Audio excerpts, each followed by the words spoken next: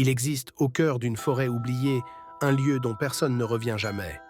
Un endroit où la lumière semble mourir et où le silence cache des murmures que seul le vent devrait connaître. On l'appelle la forêt de l'ombre.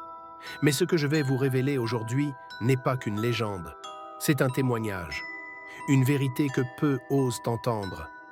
Restez jusqu'à la fin, car ce que vous allez voir pourrait bien hanter vos nuits.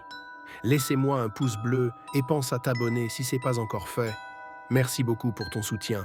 On l'appelle le triangle des Bermudes de la Transylvanie, une forêt où les arbres semblent se tordre dans des formes impossibles, où l'air devient plus lourd et où certains visiteurs disparaissent. Située à l'ouest de la ville de Cluj-Napoca, en Roumanie, la forêt de Hoia Baciu est considérée comme l'un des lieux les plus hantés au monde. Ici, les phénomènes étranges sont si nombreux qu'ils défient toute logique. Mais que se passe-t-il vraiment dans cette forêt? L'histoire commence dans les années 1960. Un berger conduit son troupeau de 200 moutons à travers la forêt. Mais ce soir-là, il ne rentrera jamais. Lorsque les villageois partirent à sa recherche, ils ne trouvèrent rien. Pas un os, pas une empreinte. Le troupeau entier, envolé. Depuis, la forêt est devenue un sujet de peur et de superstition.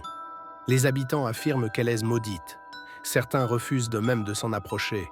Les témoins parlent de lumières flottantes entre les arbres, d'ombres humaines qui se déplacent, alors qu'aucun bruit de pas ne se fait entendre. Les boussoles se dérèglent, les téléphones s'éteignent et certains ressentent des brûlures sur la peau après seulement quelques minutes dans la forêt. Plus étrange encore, un cercle parfait, dépourvu d'arbres, existe en plein milieu de Hoia Baciu. Les scientifiques n'ont jamais réussi à expliquer pourquoi rien n'y pousse. En 1968, un photographe nommé Alexandru Sift se rend dans la forêt. Alors qu'il explore le fameux cercle sans arbres, il lève son appareil et prend plusieurs clichés. Sur l'une des photos, on distingue la silhouette d'une femme. Elle flotte immobile à quelques centimètres du sol. Problème, ce jour-là, Alexandru est seul. Et selon les experts, le négatif est authentique, impossible à falsifier avec la technologie de l'époque. Certains affirment que la forêt serait un portail vers un autre monde. D'autres parlent d'âmes prisonnières, ou même d'expériences secrètes menées pendant la guerre froide. Les scientifiques, eux, évoquent un champ magnétique anormal ou des gaz souterrains capables de provoquer des hallucinations. Mais alors, comment expliquer les disparitions?